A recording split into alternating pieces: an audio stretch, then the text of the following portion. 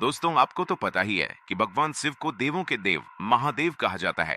जिस प्रकार इस ब्रह्मांड का न कोई अंत है, न कोई छोर और न ही कोई शुरुआत, उसी प्रकार भगवान शिव भी अनादि हैं। संपूर्ण ब्रह्मांड शिव के अंदर समाया हुआ है। दोस्तों, कैलाश पर्वत को भगवान शिव का निवास स्थान माना जाता है। यहीं पर देवी सती के शरीर का दायां हाथ गिरा था। दोस्तों, माउंट एवरेस्ट की ऊंचाई 8,848 मीटर है और इस पर्वत पर अनेक लोग चढ़ चुके हैं, जबकि कैलाश पर्वत की ऊंचाई मात्र 6,638 मीटर है।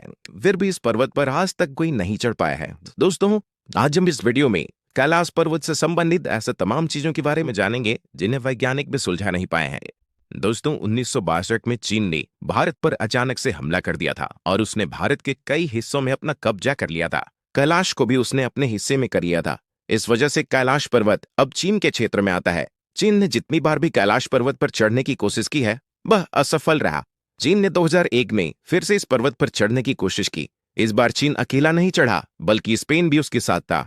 दोनों देशों ने इस पर्वत पर चढ़ाई करने की कोशिश की, परंतु इस बार भी वे असफल रहे। रूस के एक पर्वतारोही जर्गे सिस्टिकोव ने बताया कि जब मैं कैलाश पर्वत के बिल्कुल सामने था, तब मेरा दिल तेजी से धड़कने लगा। मैं उस पर्वत के बिल्कुल सामने था जिस पर आज तक कोई नहीं चढ़ सका, और मन में यह ख्याल आने लगा कि मुझे यहाँ और रुकना नहीं चाहिए। फिर जैसा जैसा मैं नीचे आते गया, मेरा मन हल्का होता गया। दोस्तों, 19वीं और 20वीं सदी के शुरू में कुछ पर्वतारोहियों ने इस पर चढ़ने की कोशिश की और वे अचानक से गायब हो गए। हालांकि कहते हैं कि एक बौद्ध भिक्षु मिलरेपा ही कैलाश पर्वत पर चढ़ने में सफल रहे। वही इस पवित्र और रहस्यमयी पर्वत पर जाकर जिंदा वापस लौटने वाले दुनिया के पहले इंसान थे। दोस्तों, कहा जाता है कि जिसने कभी भी कोई पाप नहीं किया हो, केवल वही कैलाश पर्वत पर चढ़ सकता है।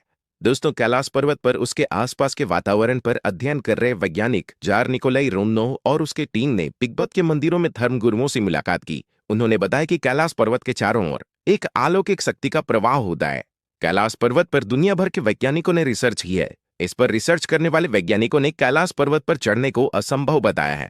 इसके अलावा एक अन्य पर्वतारोही कर्नल RC विल्सन ने बताया कि जैसे ही मुझे लगा कि मैं एक सीधे रास्ते से कैलाश पर्वत के शिखर पर चढ़ सकता हूं, तभी एक भयानक बर्फबारी ने मेरा रास्ता रोक दिया और चढ़ाई को असंभव बना दिया। दोस्तों, हम इसे इत्तेफाक समझें या कोई शक्ति, आखिर जब इस इंसान को वहां चढ़ने का रास्ता मिल जाता है, तब अचानक से भयानक बर्फबारी होने लगती है और वह रास्ता ही बंद हो जाता है। दोस्तों, जो भी इस पर्वत पर जाने की कोशिश करता है, उनका दावा है कि उन्होंने अपने शरीर का तेजी से विकास होते देखा है, खासकर नाखून और बाल। दोस्तों, आखिर ये तो कोई इत्तेफाक नहीं हो सकता।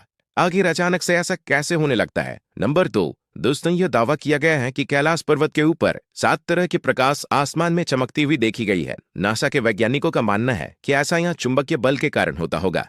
नंबर 3, कैलाश पर्वत और मानसरोवर झील के क्षेत्र में निरंतर ओम और डमरू के बजने जैसी आवाज आती है। वैज्ञानिक मानते हैं कि यह बर्फ के पिघलने की भी आवाज हो सकती है।